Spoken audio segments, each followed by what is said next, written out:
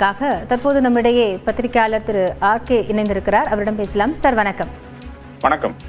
அமெரிக்காவினுடைய இந்த நடவடிக்கை அப்படிங்கிறது என்ன செயலை உணர்த்துவதாக இருக்கு? இது என்ன மாதிரியான தாக்கத்தை கொடுக்கும்? இந்த போர்ஸ் எப்படி செயல்பட்டிருக்க கூடும் இவ்வளவு ஒரு நாட்டினுடைய அதிபரை கடத்துவது உட்பட? இல்ல இது பழைய காலத்துல இந்த ராவணன் வந்துட்டு சீதையை கடத்திட்டு போனான்ல, அந்த மாதிரி கதையா இருக்கிறது. அதாவது ஒரு ரூல்ஸ் பேஸ்ட் இன்டர்நேஷனல் ஆர்டர் என்று ரொம்ப கஷ்டப்பட்டு 1918க்கும் அந்த லீக் ஆஃப் நேஷன்ஸ்க்கும் அதன் பிறகு ஐநா சபைக்கும் நடுவில் இருக்கிற இடைப்பட்ட காலத்துல ரொம்ப கஷ்டப்பட்டு வந்த ஒரு விஷயம் தான் இந்த ரூல்ஸ் பேஸ்ட் இன்டர்நேஷனல் ஆர்டர். அதாவது ஒரு நாடு இன்னொரு நாட்டை தாக்காது, இல்லை என்றால் அதனுடைய தலைவர்களை சிறைப்பிடிக்காது என்றெல்லாம் இந்த ரூல்ஸ் பேஸ்ட் இன்டர்நேஷனல் ஆர்டரினுடைய முக்கிய அம்சங்களாகும். அந்த அம்சங்களை அப்படியே முழுக்க தவிர்த்து விட்டு எங்களுடைய நாட்டினுடைய இதுதான் முக்கியத்துவம் என்று கூறிக்கொண்டு ஒரு ஆயில் ரிச் கண்ட்ரி, உலகத்திலேயே அதிகமாக எண்ணெய் வளம் இருக்கிறது வெனிசுவேலா தான், அனைவருக்கும் தெரிஞ்ச விஷயம். அந்த நாட்டை ஆட்டையை போடுவது என்றது நிச்சயமாக ஒத்துக்கொள்ள முடியாத ஒரு விஷயமா இருக்கிறது.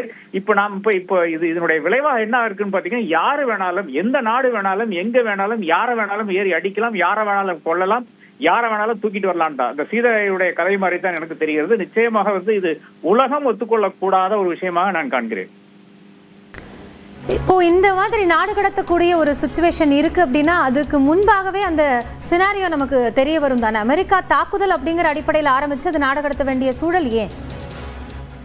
இல்ல, இதுதான் அமெரிக்கா செய்கின்ற ஒவ்வொரு விஷயம். இது ட்ரம்புக்கு தெரியுமான்னு கூட நமக்கு தெரியாது. ஏனென்றால் அவர் he's not in control of his faculties என்ற அந்த விஷயம் பல இடங்கள்ல கொண்டுதான் இருக்கிறது. அவருக்கு புத்தி சுவாதீனம் இருக்கா என்று கூட தெரியாது.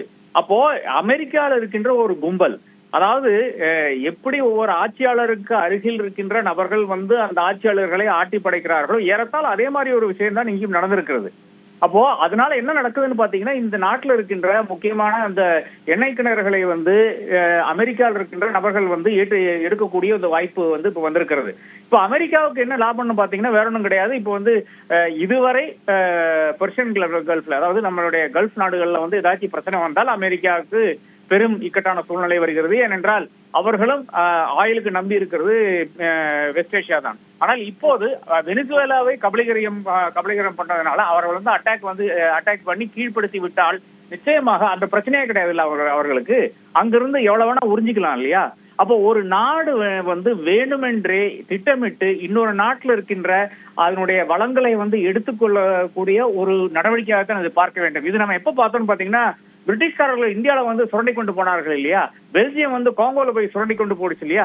அந்த காலத்துக்கு நாம் மறுபடியும் போய்கொண்டிருக்கிறோம். இந்த ஒரு இடைப்பட்ட காலத்துல ஒரு 150 காலத்தினுடைய அந்த டெவலப்மெண்ட் முற்றிலுமே நாம் முறியடித்து விட்டோம் இந்த ஒரு நடவடிக்கையால். ட்ரம்ப் நிச்சயமாக he is unfit to lead a nation.